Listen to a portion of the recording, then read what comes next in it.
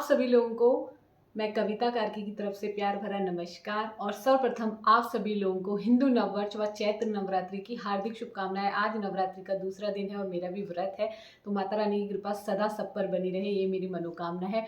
मैं आई हूँ अपनी शादी की कहानी पार्ट 3 लेके आप लोगों के सामने।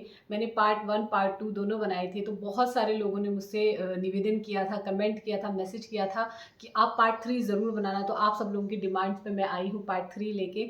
उम्मीद करती हूँ जैसे पहला और दूसरा पार्ट आप लोगों को पसंद आया, उसी तरीके से ये वाला भी आप लोगों को पसंद आए। छोटी सी कहानी है, बस ज़्यादा देर ना करते हुए आगे बढ़ते हैं। मैंने आप लोगों को सुनाई थी अपनी कहानी की मेरी शादी हुई थी, शादी रुद्रपुर में हुई थी, उसके बाद विदाई होकर हम लोग गाँव वापस आ चुके थे और पूजा पाठ कथा सब कुछ हो गई थी। मेरा मायका उस टाइम पर रुद्रपुर में था, मेरे पापा उस टाइम वहाँ सर्विस में थे, तो वहाँ कथा होने के बाद हम लोग गाँव आ गए थे। अब रहन सहन की बात है कि गाँव में का रहन सहन मुझे बिल्कुल भी पता नहीं थी कि गाँव का रहन सहन कैसा होता है। मेरे हस्बैंड से जितनी मेरी फ़ोन में बात होती थी, थोड़ा बहुत जो उन्होंने बताया था, तो वही मैंने अपने मन में जो है इमेजिन कर लिया था कि इस तरीके का होता होगा। बट मैंने वहाँ का रहन-सहन, काज-काम कुछ भी मुझे पता नहीं थे, ना मैंने कभी किए थे और ना मैंने देखे थे। तो जब वहाँ हम लोग रहने लगे, मेरी शादी को करीबन 1 हफ्ता हुआ होगा, मेरे ससुर जी मुझे और मेरे पति को दोनों को खेतों में लेके चले गए कि तुमको यहाँ गुड़ाई करनी है। खेतों में गाँव में घास हो जाती है तो गुड़ाई करनी होती है, जो मुझे अभी तक भी नहीं आता है। तो वो हमको ले गए, बोला ये खेत है, इसको तुम्हें ऐसे-ऐसे करके गुड़ाई करनी है। हमारे हाथ में कुदाल था, गुड़ाई करने के चक्कर में मैंने अपना दुपट्टा फाड़ लिया था, दुपट्टे में ही मैंने कुदाल मार दिया था तो छेद हो गया था। ये काम मैंने कभी करे नहीं थे और आज तक भी नहीं करे और मुझे अभी भी नहीं आते हैं। तो ये सब करने के बाद अब हम जब नीचे हम अपने घर में आ गए खेतों से, तो मेरे ससुर जी ने बोला आपको कुछ काम आता है? मैंने बोला कि गाँव का तो मुझे कोई काम नहीं आता है। तो हमेशा ऐसा होता था कि मैं खाना बनाती थी, चूल्हे में आग जलाते थे मेरे ससुर जी, और सास जो है बाहर का काम ज़्यादा करती थी, गाय भैंसों का और घास और लकड़ी वगैरह इन सब चीज़ों का। तो मैं हमेशा ये होता था कि मैं ही रोटी बेलती थी और मेरी सास या ससुर मेरे साथ जो है चूल्हे में सेकते थे, क्योंकि मुझे सेकना नहीं आता था। और एक गाँव में कुछ लगाते हैं धुंगार, धुंगार कुछ कहते हैं उसको, अलग तरीके से बोना होता है, उसमें मिट्टी डालनी होती है, वो भी मुझसे नहीं हुआ, वो भी उन्होंने मुझसे करवाया। फिर अब बात आई लहसुन बोने की, तो उन्होंने मुझे लहसुन दिए, बोला इनको ना मिट्टी में छेद बना के डाल देना है और और ढक देना है तो लहसुन लग जाएगा। उन्होंने मुझे करीबन इतना सारा लहसुन दिया था। अब मुझे ये नहीं पता था कि कैसे बोते हैं, तो मैंने गड्ढा किया, उसमें एक-एक लहसुन, पूरा एक-एक गाँठ डाल दी लहसुन की बोने के लिए। तो मैंने बोला मैंने बो दिया। बोलते इतनी जल्दी इतना सारा लहसुन बो दिया? मैंने बोला हाँ, मैंने बो दिया। बोलते दिखाओ कैसे लगाया है? तो वो मेरे साथ खेत में गए देखने के लिए, तो बोलते अरे बेटा ऐसे पूरा लहसुन नहीं डालना है, लहसुन को तोड़ के उसकी एक-एक कली जो है उसको बोना होता है। तो ये भी मुझे नहीं पता था।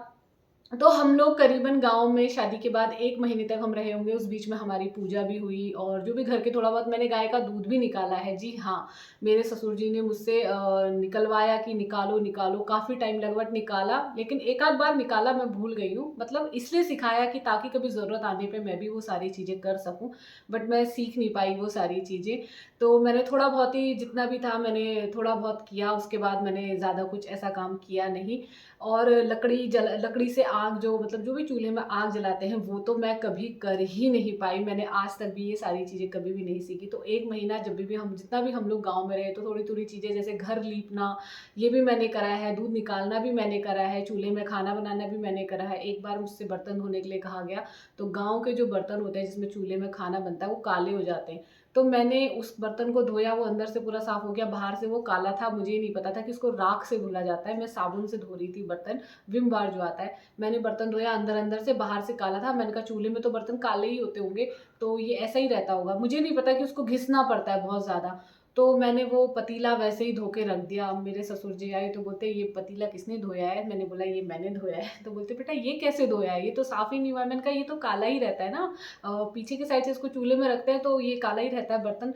तो फिर उन्होंने मुझे सिखाया कि इस तरीके से आपको जो है इसको धोना होता है, राख से आपको बहुत ज़्यादा घिसना पड़ता है, तब जाके बर्तन साफ़ होते हैं।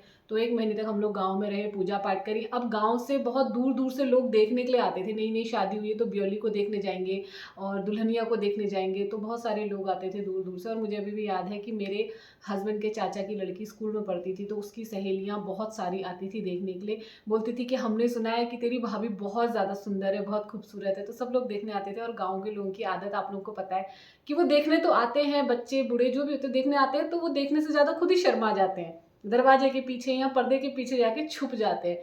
तो ये सब चीज़ें होती रहती थी हमारे साथ। फिर हम लोग 1 महीना करीबन हम लोग गाँव में रहे, उसके बाद हम लोग हल्द्वानी आ गए थे, जहाँ मेरे हस्बैंड किराए के घर में रहते थे। बहुत छोटा-सा कमरा था उनका जिसमें वो रहते थे, और जो मेरा सामान था, बेड और बिस्तर, जो भी मेरे मम्मी-पापा ने थोड़ा बहुत सामान दिया था मेरे रहने के लिए, क्योंकि रहना तो हमें हल्द्वानी में ही था, काम ये हल्द्वानी में ही करते थे।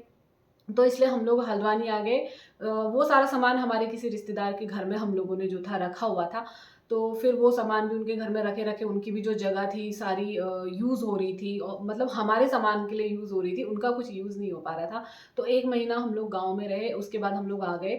इसीलिए हम लोग जल्दी आ गए क्योंकि गाँव का मुझे कुछ भी सूट नहीं होता है। आज भी मैं और मेरा बेटा अगर हम लोग गाँव जाते हैं, तो गाँव के पानी से हम नहाते हैं तो बॉडी में दाने हो जाते हैं बहुत सारे। तो ये सारी चीज़ें हमारे साथ रहती हैं क्योंकि हम लोग शुरू से ही हम लोग प्लेन में रहे हैं, यूपी में रहे हैं, यूपी में पले-बड़े हैं, तो ये सारी चीज़ें, ये दिक्कतें होती हैं हमारे साथ, इसलिए हम लोग 1 महीने के अंदर हम लोग वापस आ गए थे। फिर हल्द्वानी में आके हम लोग कहाँ रहे, हमने किराए का घर कैसे ढूँढा, कितने समय तक हम लोग किराए में रहे, और कैसे हमने सर्वाइव की अपनी लाइफ़, क्योंकि मेरे हस्बैंड की कोई जॉब नहीं थी, वो सिंगिंग ही करते थे और सिंगिंग शोज़ से भी उस टाइम पे कुछ नहीं होता था। बहुत कम पैसे मिलते थे, तो उसमें हमें रेंट भी देना होता था और अपना काम भी करना होता था, और मैं प्रेग्नेंट भी थी। तो उसके बाद हमने, जब हल्द्वानी आए उसके बाद, तो हमने कैसे सर्वाइव किया, ये सारी कहानी मैं आप लोगों को बताऊँगी पार्ट 4 में। अगर आप लोग जानना चाहते हैं तो प्लीज़ मुझे ज़रूर कमेंट करिएगा, और ये भी बताइएगा कि मेरी कहानी आप लोगों को कैसी लग रही है, अच्छी लग रही है या नहीं लग रही है।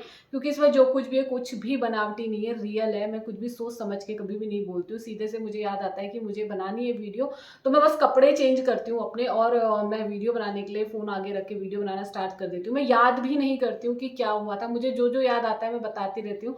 कुछ चीज़ें मैं भूल भी जाती होंगी, शायद मुझे याद नहीं रहता होगा। तो आप लोग समझदार बहुत ज़्यादा हैं और बहुत ज़्यादा सपोर्ट भी करते हैं, तो आप लोगों का धन्यवाद भी करना चाहूँगी।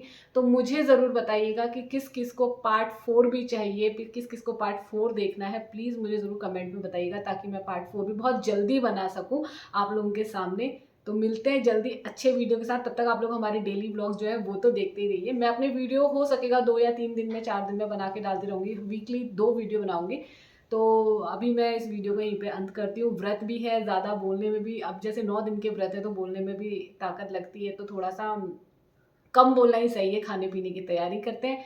जय माता दी।